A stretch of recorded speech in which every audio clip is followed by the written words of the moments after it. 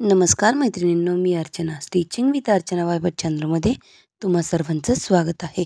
आजच्या व्हिडिओमध्ये हा जो ब्लाऊज आहे याच्यावरून मी मेजरमेंट घेऊन दुसरा ब्लाऊज कटिंग करणार आहे. तुम्ही कुठल्याही साईजचा ब्लाऊज असो, 30, 36, 38, 40, 42 या पद्धतीने कटिंग केला तरीही तुम्हाला जमेल अशी ही सोपी पद्धत आहे. तर त्याच्यासाठी बघा तुम्ही एकदा व्हिडिओ. तर पहा, इथे मी हा ब्लाऊज जो आहे तो पूर्णपणे उलटा करून घेतलेला आहे. कारण बरेच माप जे असतात ते पाठीमागून सुरुवातीची मापं जी आहेत ती उलटी घ्यावी लागतात. तर बघा, उलटा भाग मी घेतलेला आहे. खाली अजिबात मार्जिन सोडलेलं नाही आणि वरच्या साईडलाही मी शिलाई मार्जिनपर्यंतच धरलेलं आहे. तर बघा, इथे 13.5 भरलेलं आहे. तर आपण 1.5 इंच एक्स्ट्रा घेणार आहोत.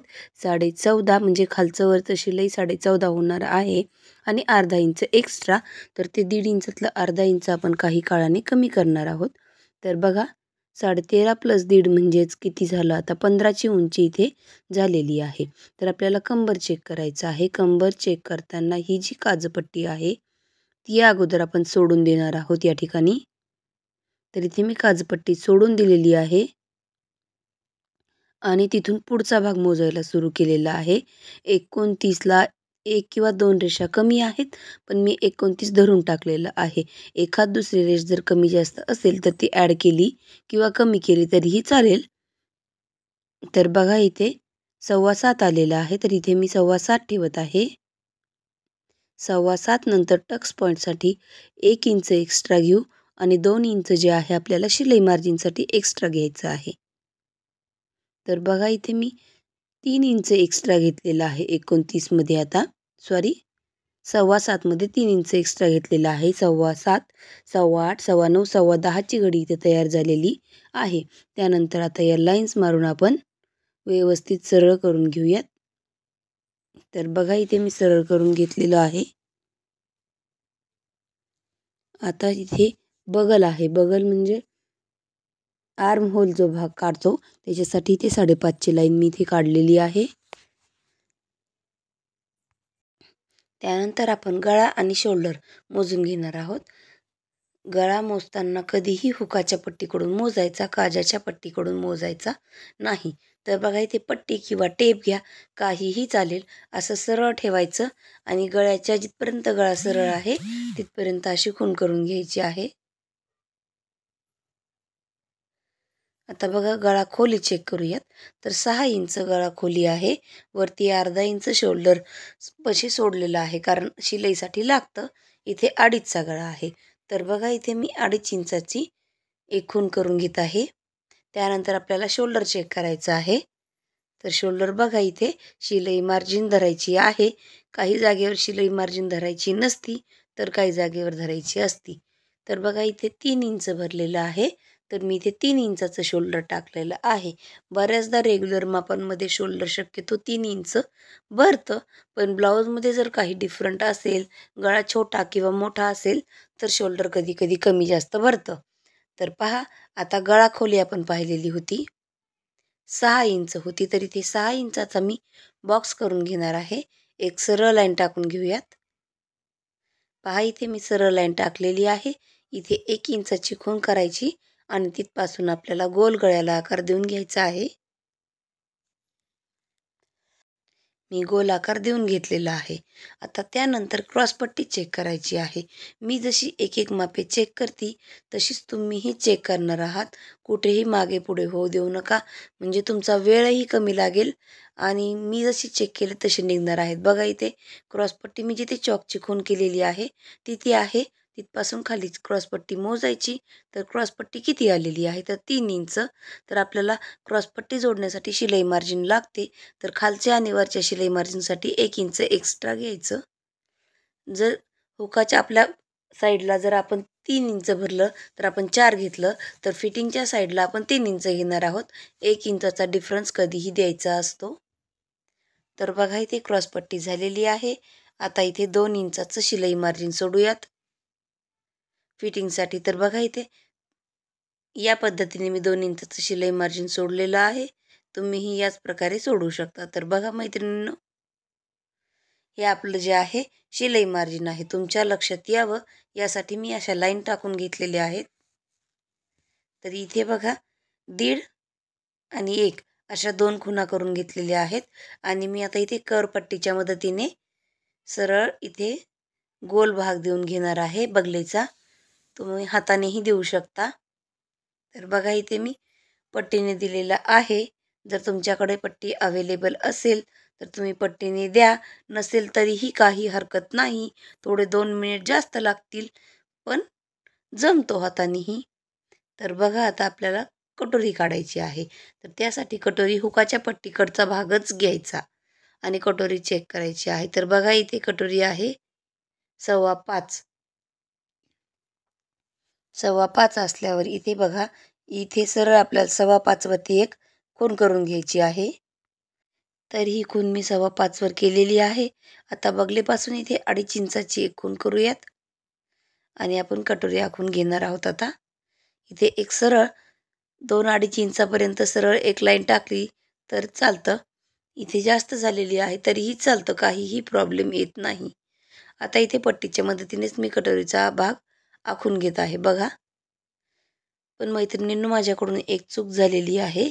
इथे आपल्याला 5 इंच चेक करायचं असतं आणि 5 इंचावरतीच हा आकार द्यायचा असतो. तर बघा मी इथे 5 इंचावरती हा आकार वापस दिलेला आहे.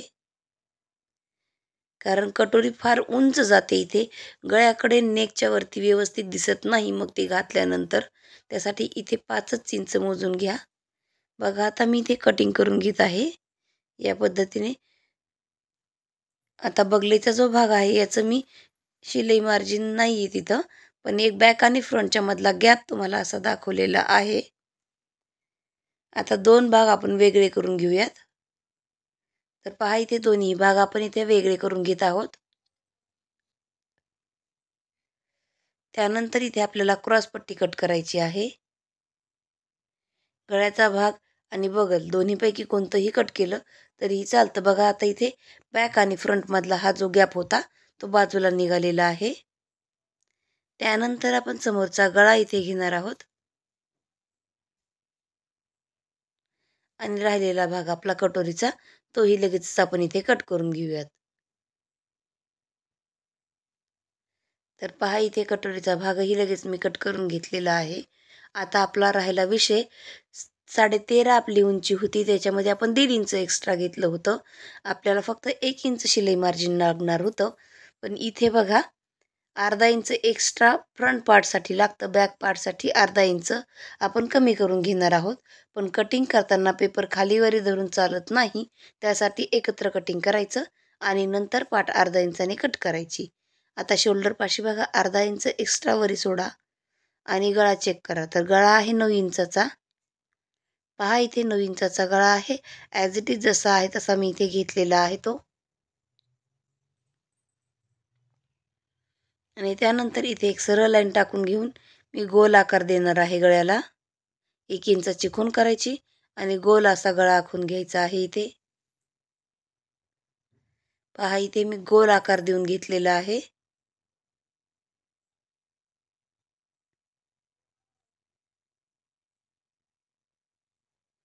तर बॅक पार्ट आपला रेडी झालेला आहे. आता इथे मी चिकटपट्टीने जॉईंट देऊन हा कपडा पेपर बनवून घेतलेला आहे, कारण आपल्याला याच्यामध्ये कटोरी वाढवायची आहे. तर बघा इथे मी कटोरी वाढवून घेत आहे. त्या अगोदर ही कटोरी जी आहे ॲज इट इज आपल्याला ड्रॉ करून घ्यायची आहे. बघा इथे मी कटोरी ड्रॉ करून घेणार आहे.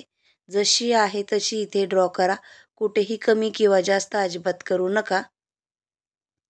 जर तुम्हाला ड्रॉ करायची नसेल तर तुम्ही टाचणी लावून घेतली तरीही चालेल. आता बघा सर्वात प्रथम कटोरी कुठे वाढवायची आहे, तर हा जो तिरका भाग आहे याच्यावरती कटोरी वाढवायची आहे. इथे सर्वात पहिले मी एक साधी लाईन टाकून घेणार आहे इथे या पद्धतीने आणि याच्यावरती 2.5 इंच 2.5 इंच मी इथे वाढवून घेणार आहे. तर इथे मी 2.5 इंचाची इथे वाढवून घेतलेली आहे. त्यानंतर इथे सरळ एक लाईन टाकायची आणि आपल्याला अर्धा इंचच वाढवायची आहे. पण बघा इथे अर्धा इंच वाढवलेली आहे 0.5. त्यानंतर इथे पाव इंच म्हणजे 3 रेषा. बघा कुठल्याही 3 रेषा घ्या, मग किंवा 3 रेषाच्या मधला 2 जे गॅप असतात ते गॅप धरायचे आहेत. बघा इथे मी डॉट देऊन दाखवत आहे. 1 2 3 असे डॉट दिलेले म्हणजे तुमच्या लक्षात येईल. आता आपला अर्धा इंचापासून वरती पाव इंच जिथे वाढवलेला आहे तिथपासून अंदाजे इथे सेंटर काढा आणि जिथे सेंटर आलेलं आहे इथपासून असं थोडंसं अंतरामध्ये वाढवा. जास्त पसरून वाढवू नका. इथे बघा पाव इंच वाढवलेला आहे म्हणून मी ते पाव इंच लिहित आहे. आता इथे सरळ लाईन टाकून घ्यायची आहे. कुठेही कमी किंवा जास्त काही करायचं नाही. आता जिथे अर्धा इंच आणि 2.5 इंचाचा गॅप आहे तो भाग आपल्याला मोजायचा आहे. किती आहे तर 8 आहे. 8च्या अर्ध 4 इथे मी खूण केलेली आहे. जर तुमच्या लक्षात येत नसेल तर या पद्धतीने टेप फोल्ड करून खूण करून घ्या. खाली 1.5 इंच घ्यायचं आहे. 1.5. आता हे कोपरे जे आहेत या पद्धतीने आपल्याला जोडून घ्यायचे आहेत. बघा या पद्धतीने आपण इथे जोडून घेणार आहोत. आता या कटोरीचं मी कटिंग करून घेत आहे. एकदम परफेक्ट अशी ही कटोरी आहे. अजिबात चुकणार नाही. कुणालाही चुकूनही या प्रकारे तुम्ही वाढवली तर कुठलीच कटोरी तुमची चुकणार नाही. लहान मोठं मेजरमेंट असलं तरीही या पद्धतीने तुम्ही एकदा शिवून पहा. जर शिवलात तरच तुम्हाला कळेल, नुसतं पाहून कळणार नाही. तर बघा या पद्धतीने मी कटोरीचा टक्स फोल्ड करून दाखवलेला आहे. तर बघा कटोरी किती होती 5.25. इथे 5.25 भरलेली आहे बघा या पद्धतीने. आणि हे पेपर असल्यामुळे पांगत नाही. कापडावरती शिलाई मार्जिन आपोआप मिळतं कारण कपडा जो आहे तो स्ट्रेचेबल असतो. तर बघा इथे आपला हा जो पूर्ण पॅटर्न फ्रंट पार्ट तयार आहे, बॅक पार्ट तयार आहे. स्लीव्ज मी इथे दाखवलेल्या नाही आहेत. स्लीव्जचाही व्हिडिओ माझा आहे. पहा इथे अर्धा इंचचा डिफरंट दिसत आहे. तो या पद्धतीने स्टिचिंग करताना कवर होऊन जातो. अजिबात शिल्लक राहत नाही स्टिचिंग केल्यानंतर. तर पहा मैत्रिणींनो, तुम्हाला जर माझा व्हिडिओ आवडत असेल तर लाईक, शेअर आणि सबस्क्राईब करायला विसरू नका. श्री स्वामी समर्थ.